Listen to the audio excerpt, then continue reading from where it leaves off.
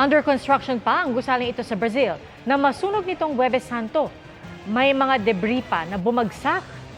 Batay sa mga ulat, agad pinatay ang kuryente sa gusali at inilikas sa mga nasa paligid. Walang nasaktan sa sunog na inaalam pa ang sanhi. Patay sa pamaril sa Parañaque ang isang lalaki at ang suspect, isang pulis. Nakatutok si Marie Zumali. Nadatna ng mga pulis ang 27 anyos na si Neil Wong na nakabulagta na sa bangketa ng C5 Extension sa Barangay San Dionisio, Parañaque.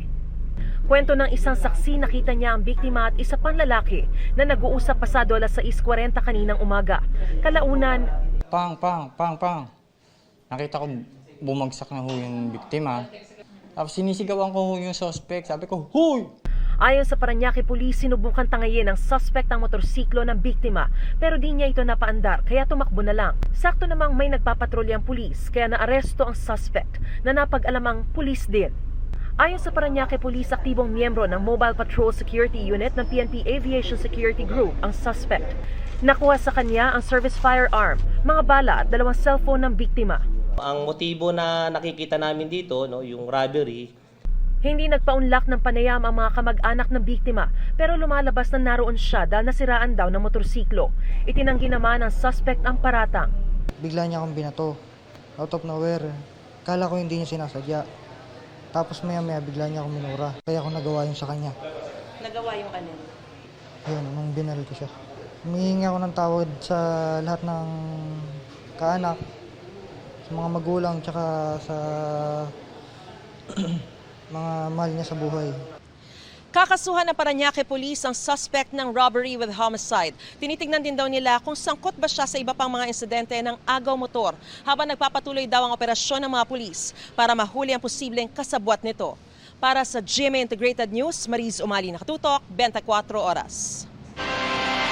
Balik siglang turismo sa ipinagmamalaking White Beach sa Puerto Galera ngayong Semana Santa. At nakatutok live si Denise Abante, GMA Regional TV, Balitang Southern Tagalog. Denise?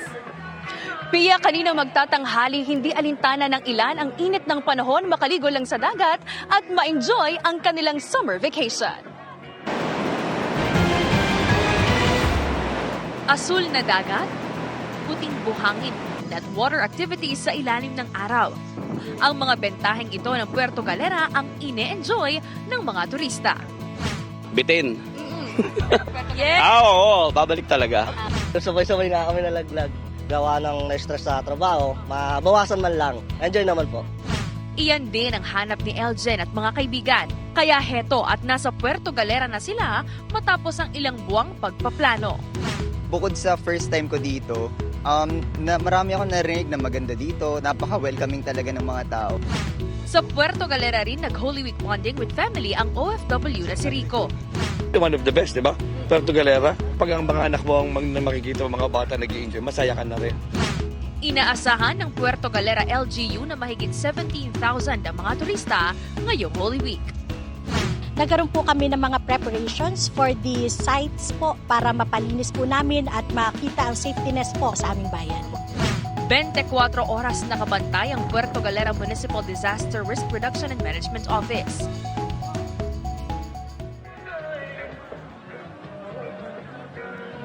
Pia, sa mga oras na ito, tumutugtog ang mga local bands ng Puerto Galera at ramdam na ramdam ang nightlife dito. Samantala, handa naman daw ang pantalan sa inaasahang muling pagdagsa ng mga pasahero sa Balatera Port na babalik sa Maynila at sa kanilang probinsya. Yan muna ang latest mula rito sa Puerto Galera. Balik sa inyo. Maraming salamat, Denise Abante ng GMA Regional TV, Balitang Southern Tagalog. Mga kapuso, patuloy na tumutok sa mga balita. Mag-subscribe sa GMA Integrated News sa YouTube. Sa mga kapuso abroad, samahan niyo kami sa GMA Pinoy TV at www.gmanews.tv.